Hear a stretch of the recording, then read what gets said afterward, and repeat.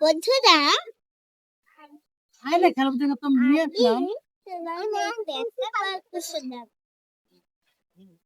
গল্প শুনতে চাইলে লাইক আর গল্প না শুনতে চাইলে সাবস্ক্রাইব।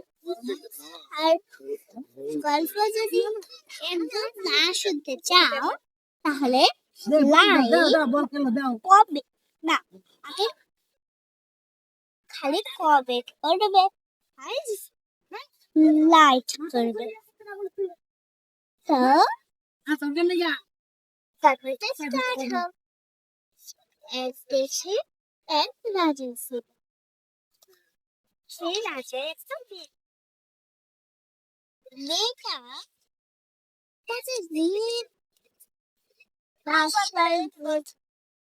বাসায় খেলতো, খেলাধুলা করতো। হঠাৎ একদিন ওর বাবা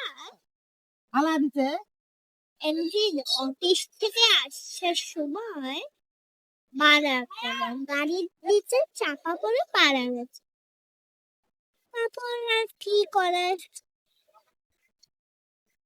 ওই রাজাটার মাত্র একটাই বিষয় ছিল। ওই রাজাটা হলো একদম ওই যে একটা সাপকে দেখলো। সাপকে দেখার পর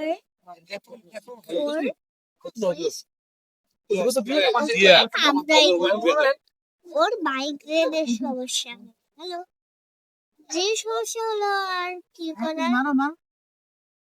তারপর ওই মেয়েটা কান্না করছিল, কান্না থেকে বলছে, মেয়েটা অনেক কান্না করছিল, জল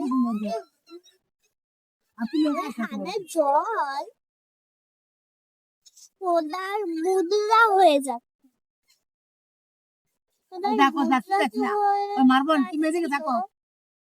কিন্তু ওই মুদ্রা গুলার কি করার, তাই ও মেয়েটা একটা জাদুই পড়ি কিনা পড়ে তো আসলো।